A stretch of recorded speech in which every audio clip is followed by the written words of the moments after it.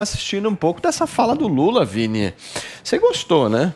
Não gosto. Tanto não gosto, é que veio de vermelho, né? Não gosto, mas eu vim por causa da nossa tag, né? Tá na moda, né? Tá na moda de vermelho ultimamente. Mas tá não errado. gostei, não gosto, nunca gostei quando o Lula fala sobre esse tema regulação de mídia, né?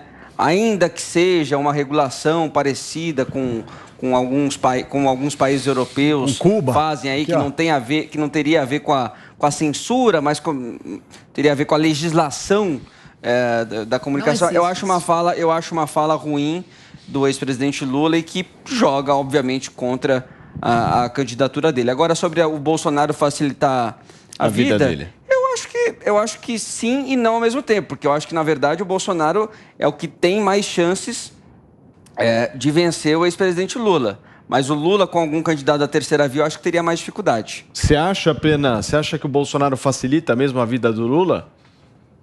De certa forma, eu acho que facilita no sentido eleitoral, num primeiro momento, porque todos aqueles que estão do lado da democracia vão estar numa frente ampla, assim como foi o Direta Já. O que está se construindo com relação ao Alckmin é uma relação muito parecida e muito parelha com aquela que foi no Direta Já. Você vê no mesmo palanque Brizola, Franco Montoro, Mário Covas. Agora, com relação à regulação da mídia, é um erro, eu concordo com o Vini. O Lula está completamente errado. Eu escrevi um livro que tem mais de 10 anos, que se chama Teoria do Jornalismo, e lá eu explico exatamente qual é a diferença entre regulamentação e censura. E parece que ninguém da esquerda lê, pelo contrário. Exato. Por incrível que pareça, é a direita que lê esse livro. São os generais que me convidam para falar sobre o tema. Já fui dar palestra aí no Forte Apache, em Brasília, convidado pelo general Rego Barros, quando ele foi diretor do Seconsex, que é a Central de Comunicação do Exército. Mas a esquerda parece que não lê. Regulamentação é uma coisa, censura é outra. Regulamentação é feita por quem é da democracia representativa, pelo Congresso.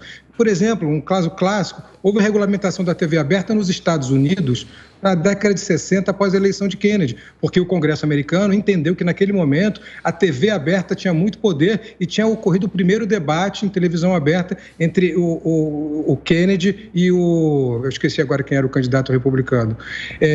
Nesse momento, se instituiu, era o Nixon, Kennedy e Nixon, se instituiu que a televisão aberta nos Estados Unidos na década de 60, nenhuma TV aberta poderia ter mais de 10% da audiência total. Isso foi regulamentado. É censura? Não, é regulamentação. Mas o Lula está completamente errado em levantar esse tema, porque, em última instância, Paulo, para concluir, o patrão das emissoras, o patrão das rádios, o patrão da internet é o público. É o público que decide. É o público que quer ver aqui a divergência e quer fazer a sua convergência. É o público que vê a minha tese e vê a antítese do Salles e faz a sua síntese. Eu estou aqui conversando com vocês, foram 2 meses de programa aqui e sempre me senti acolhido, por mais que sempre vocês divergissem de mim. Então foram dois meses que eu passei aqui, vou ter muita saudade desse programa, porque aqui eu pude falar abertamente sem nunca ter sido censurado. E abertamente a Jovem Pan se diz uma emissora de direita. E aqui eu, como um cara que abertamente e digo no setor progressista, falei com total liberdade. Então, Lula está completamente errado.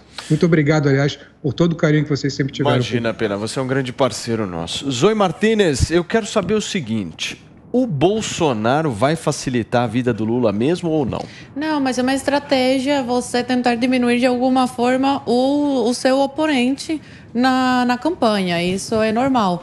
Em relação à censura, regulamentação das mídias, o Lula não vai perder o apoio das pessoas que o apoiam. As pessoas realmente dão risada e falam que ele não vai conseguir, que é muito longe essa realidade, que o Brasil é uma democracia, que ninguém vai deixar ele fazer isso. Só que você vê pessoas aplaudindo quando o STF bloqueia, por exemplo, o Telegram do Alan, o que aconteceu essa semana.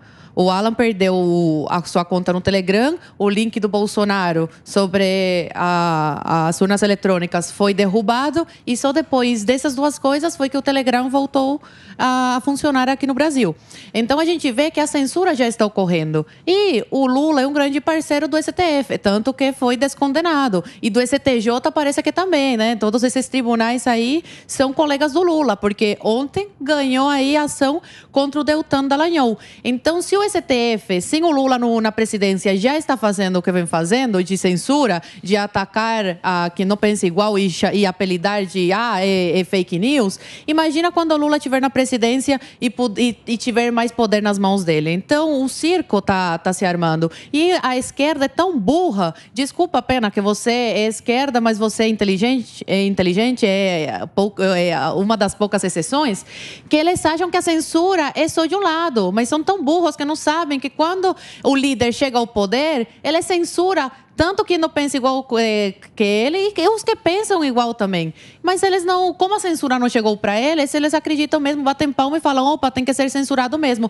Como aconteceu com o Alexandre. Muita gente bate palma e fala, tem que censurar mesmo, tem que tirar essas contas fakes do ar, tem que essas pessoas divulgam fake news e muitas vezes não é fake news o que a pessoa está divulgando. Só que como eles não concordam com o que essa pessoa está falando, apelidam de fake news. Salles, você... Obviamente, está corretíssimo.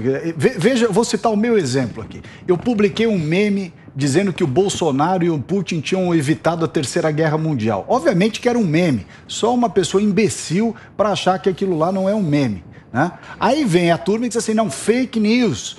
E bloqueia a minha conta no Instagram. Você entrar lá, Ricardo Salles MMA, você vê que não tem mais uma repercussão graças a esse troço. O que é isso? É a manipulação dos grupos de esquerda que estão infiltrados em vários lugares, inclusive nas plataformas. As estagiárias de cabelo azul. Quadrilhas as estagiárias de cabelo azul. As estagiárias de cabelo azul que vão trabalhar de patinete elétrico, no final do dia cuida do meio ambiente, fumando uma macuinha, tocando violão. Nossa essa turminha aí faz a censura, né, da plataforma. E é quando você vê o acordo que há entre o TSE e as plataformas, só faltou chamar assim, acordo para evitar a reeleição do Bolsonaro. Você chama isso de grande movimento contra as fake news, põe um nome lindo, com conotação jurídica e tudo mais, mas no fundo isso é um movimento para evitar a reeleição do Bolsonaro. E que os mais... digamos assim, mais elaborados argumentos, mas ainda assim da turma com lado na política, dizem que é um movimento pela democracia. O Bolsonaro nunca fez nada contra a democracia, nada, zero, muitíssimo pelo contrário. É ele que tem sido, com a sua maneira franca de falar, o seu jeitão, tudo mais, o cara que defende as liberdades individuais, nunca fez nada contra a imprensa, nunca mandou discriminar ninguém, nunca tomou uma única atitude até hoje que ferisse a democracia. Isso é papo furado. Muito bem. Pena, você me pediu a palavra? Não, desculpa, Salles, mas ele passou o mandato inteiro atentando contra a democracia, o que culminou naquele fatídico 7 de setembro, onde ele fez um discurso gigantesco na Avenida Paulista contra a democracia. E mais do que isso, Salles, mais do que isso, ele aparelhou...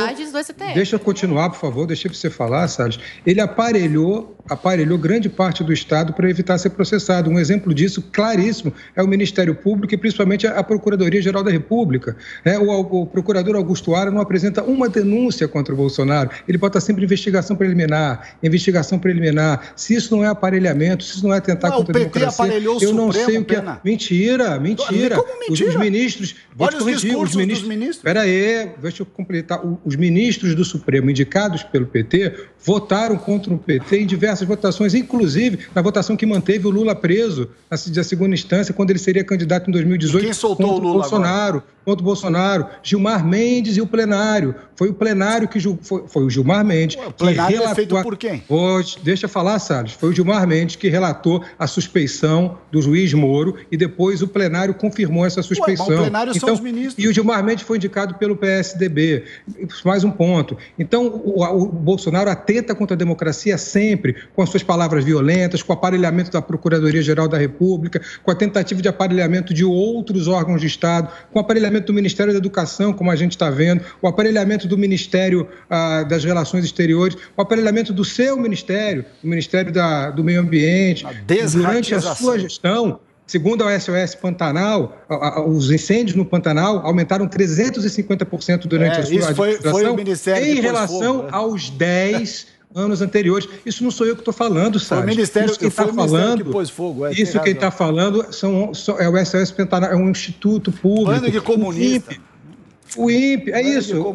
Aliás, o Paulo estava na Amazônia, você viu muito fogo lá? Não tem coisa pior. A floresta tá pegando fogo mesmo? Exatamente, foi o Paulo que pôs. E a girafa na Amazônia também, encontrou lá? O pum da Anitta pôs fogo na Amazônia. Federal. Você vai dançar, Anitta, ainda. Peraí que tem a Anitta, Salles. Eu lamento que um candidato a deputado federal, que já foi ministro do Meio Ambiente, use argumentos como, mas é isso, mas é o PT, mas é aquilo, e não um argumento só. É que você se disfarça de isento e você é um petista enrustido aí. Você está fazendo a defesa do PT fazendo de conta que é isento. Eu não sou isento, eu sou bolsonarista, olha aqui, pronto, acabou. Eu vou defender o governo Bolsonaro. Você foi responsável pelo desmatamento da Amazônia e desmatamento do Pantanal. Desmatamento da Amazônia? O que a Marina fez pela Amazônia, É isso, então. O seu argumento é sempre culpar o outro. Mas nós herdamos uma Amazônia arrebentada. Para de falar bobagem. Eu conheço a Amazônia muito melhor que você. Sempre dos outros. São os dados. Eu conheço a Amazônia muito mais do que você. Eu fui para lá 59 vezes. Conhece tanto que desmatou. Concordo, estamos de acordo. Vini, conheço muito mais. A gente estava falando sobre a regulação da mídia e fomos para a Amazônia. Mas eu queria saber do fogo na Amazônia, como é que tá, Paulo? Você esteve no final de semana passado. Falou da Marina, a turma... Chegou na Marina, é melhor mudar o ícone da esquerda caviar brasileira. Só um detalhe. Sair da Amazônia. Vamos sair, a turma do violão do Leblon lá. Maconheiros da direita da Salles, tá? Vai andar de patinete na Beira Sul. Tem maconheiro de direita, hein, Carlos? Vai andar de patinete esperto aí, viu? Vocês ficam pagando aí o Chico Buarque lá em Paris. O Chico Buarque até fez um manifesto por YouTube. O fim da picada. Muito bem. Chega de Amazônia. Ninguém aguenta.